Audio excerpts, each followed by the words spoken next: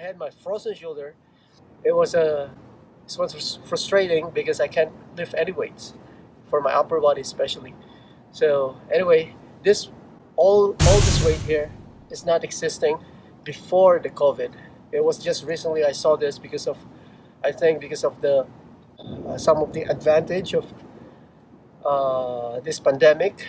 They they have the idea to work out outside. So here we go. We got a free gym here. Okay, let me start with my kettlebell. This is 70 pounds. Okay, this is just swing. I'm just going to warm up my. Hope you see me there. Warm up my lower back by swinging this kettlebell. Hinge, swing. Push with your buttocks. Hinge. Push with your heel down.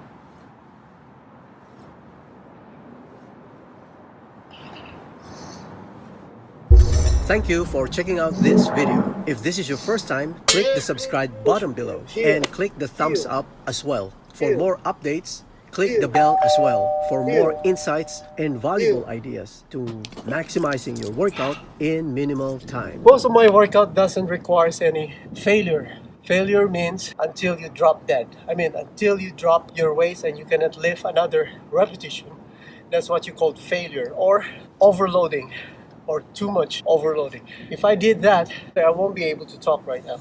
So the weight that I use is pretty much enough for me to talk, and at the same time enough for me to be mindful what I'm lifting, because recently I haven't been doing too much workout and I rather be monitoring myself and trying to gauge myself what I am losing and what I am gaining. And most common is we lose a lot of strength, we lose a lot of flexibility. So this is the way I assess myself. Very mindful exercise. This is not just a swing or just a lift and just finishing the repetition. You have to be mindful enough to engage your buttocks and to have a weight-bearing push coming from your feet, especially through your heels. Without the proper alignment of your back or the proper neutral position of your back, this is not for you. I don't do high repetition. I don't want to have what you call the RSI, repetitive stress injury. It's common sense. There's already a word there, repetitive. And for most people think that they can do a lot of repetition for all their workout, like 100 repetition, 50 repetition. Well, I'm not saying that you need to stop doing that, but that's your life. Okay? It's up to you. I'm just giving you some idea that most of our chronic issues are coming from doing a workout or doing an exercise repetitively or and at the same time you're overloading the body and not being mindful. This is how I do my stretch. I can do it here. Stretching my hamstring. Moving my hips slowly. Nothing fast, nothing strong, subtle, gentle.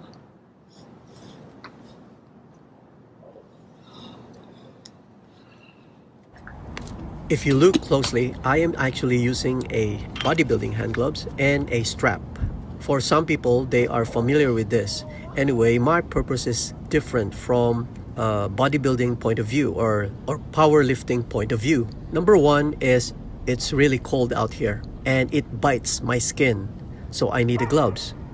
Second, I need to take away some of the load from my hands, because if you are following me, you know that I do body work. I stretch people, and therefore most of my effort are done with my forearm and hands. I don't need to work out my hands right now. What I need to work out is above my elbow and other muscle that does not involve my forearm and hands. And also I might give you an impression that I am an athlete, a power lifter, a bodybuilder because of this accessories that I'm using. I'm not even an athlete. So that's a workout for your upper back. Your lower back is just steady and contracting. So without mobility, this is something that I need to point out. Without your back flat, tailbone sticking out, back and up, If you can't do that with even with your bended knees or slightly bended knees, I don't think I would allow you to do that in my program. I'm not saying that I'm trying to limit you, but the risk of getting back into trouble is high. It's not going to be a guarantee that you're going to injure yourself, but it's just too high if you're not able to do that flat position. So depending on your body frame, it's all depending on your age. There's several factors that you need to consider before doing that. So in my case, since I'm more on the flexible type of a body frame, and I'm able to do a strong contraction on my midsection and keep my back flat, I'm able to stabilize it, and I'm able to execute it properly, especially the lifting and the lowering. You shouldn't be consuming a lot of energy there. You want to just focus on the number of times that you can do the pulling, the rowing. Okay, let me do one more. So I'm using my rope straps. So if you don't have enough flexibility, you won't be able to position yourself in this position. Okay, you can see me. This is my starting position, and the bar is actually in contact with my shin, and it will go up throughout my leg, still in contact.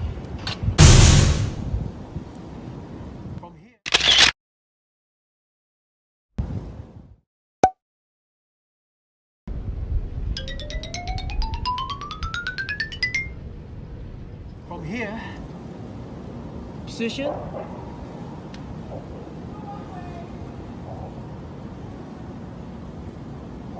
it's all about shoulder blades, not the arms.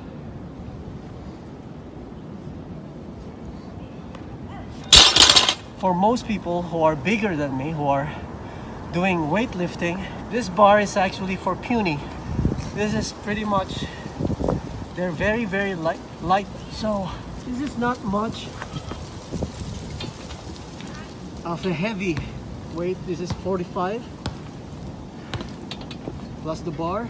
This is just enough for my height. I'm 5'9", enough for me, or enough to keep my health. And this is sustainable. Right now I'm 54, but with my weight and the weight of this is just enough for me to keep this, to sustain until I grow older. And that's what you call the game of self-preservation.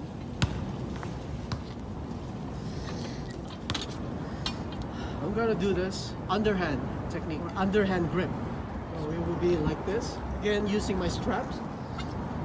Underhand grip is better because you're adding your biceps when you're lifting, so you're stronger. So it's a good way to do a variety of exercise, and at the same time you're adding a little bit of muscle to the lift. Right now I added my biceps, and again, bar is sliding through my leg as I lift, positioning with my knees bent and pulling.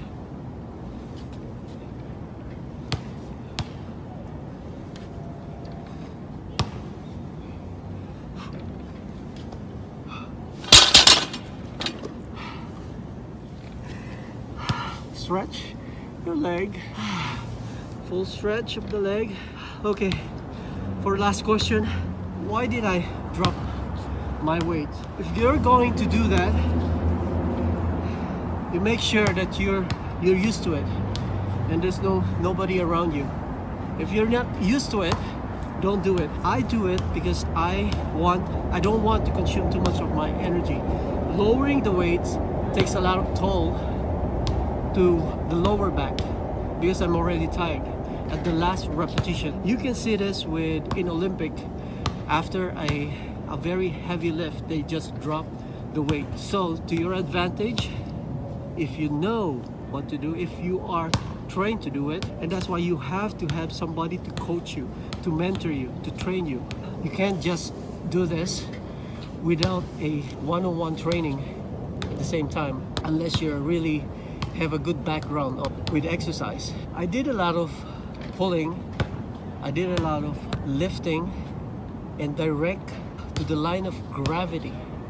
Okay, gravity pulls you down. It pulls you down, therefore you create a lot of weight bearing to your lower back. And therefore, my workout, my last workout, would be to deload my back. I want some traction for my back. So I'm done with this. I'm going to do my deloading, and that's the end of my workout. Better put this back